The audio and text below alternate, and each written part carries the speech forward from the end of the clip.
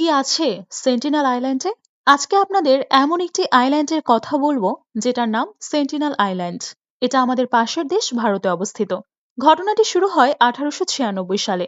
জল এলেনজিও নামক এক ব্যক্তি সারা ইউরোপে খ্রিস্টান ধর্ম প্রচার করতেন। তিনি চেয়েছিলেন সেই ভয়ালো আইল্যান্ডে যেতে। আর তিনি যখন সেখানে যান তাকে সেই আইল্যান্ডের অধিবাসীরা হত্যা করে। আর শুধু হত্যাই নয়, তার লাশ এমনভাবে ঝুলিয়ে রাখে যেন দেখে মনে হয় তারা বলছে, আমরা এখানে কাউকে চাই না, কাউকে না। তাহলে চলুন জানা যাক অজানা এই দ্বীপটির কথা। বঙ্গোপসাগরে অবস্থিত আন্দামান নিকোবর দ্বীপপুঞ্জের অন্তর্গত প্রবাল প্রাচীরে ঘেরা নিষিদ্ধ ও ভয়ঙ্কর একটি দ্বীপ নর্থ সেন্টিনেল আইল্যান্ড বা উত্তর সেন্টিনেল দ্বীপ। এই দ্বীপটিতে বসবাসকারী অধিবাসীদের বলা হয় সেন্টিনেলিস এবং তারা এমন এক উপজাতি যাদের সঙ্গে সমগ্র বিশ্বের কোনো যোগাযোগ নেই। এরা হলো আধুনিক সভ্যতার শেষ যোগাযোগবিহীন উপজাতি। আন্দামান নিকোবর দ্বীপপুঞ্জের রাজধানী পোর্ট ব্লেয়ার থেকে সেন্টিনেল দ্বীপের দূরত্ব প্রায় 50 কিলোমিটার।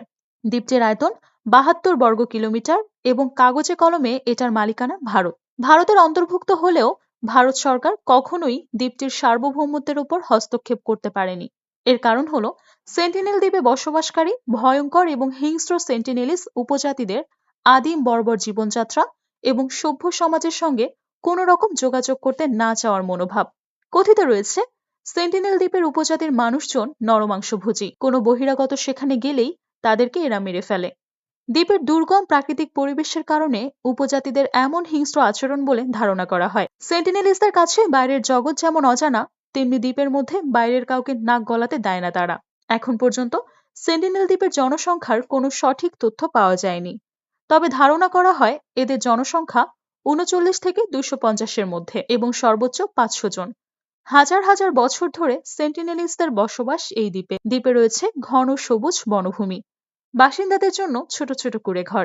এদের পেশা মূলত শিকার করা, মৃত পশু পাখির মাংস এবং ফলমূল তাদের খাবার।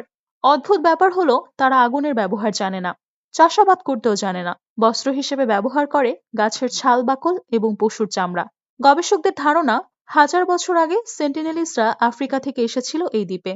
বাইরের কোনো মানুষকে তারা তাদের দ্বীপে প্রবেশের অনুমতি দেয় না। প্রতিবারই অনুপ্রবেশকারীরা সেন্টিনেলিসদের আক্রমণের শিকার হয়েছে।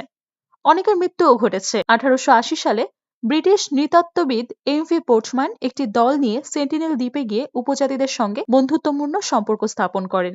দলটি দ্বীপের 2 জন বয়স্ক মানুষ সহ 4 জন শিশুকে নিয়ে আসেন পরীক্ষা করার জন্য। তাদের নতুন পোশাক এবং খাবার দেয়া হয়, যত্ন করা হয়, কিন্তু তারা আধুনিক সমাজে মানিয়ে নিতে পারেনি। কিছুদিন পরে অজানা রোগে আক্রান্ত হয়ে সবাই মারা যায়। 2004 সালে সুনামির পর সভ্য সমাজের মানুষদের প্রতি সেন্টিনেলিসরা আরো ক্ষিপ্ত হয়ে ওঠে।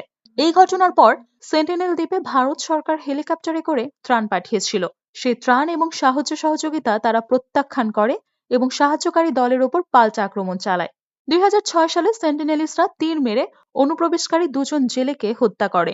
2018 সালের 16 নভেম্বর এবং সেই মরদেহগুলো উদ্ধার করতে আসা হেলিকপ্টারটিকেও তারা মেরে তীরে হটিয়ে দেয়। মার্কিন ধর্মযাজক জন এলেন চাও বিনা অনুমতিতে নর্থ সেন্টিনেল দ্বীপে খ্রিস্ট ধর্ম প্রচার করার উদ্দেশ্য নিয়ে প্রবেশ করেন।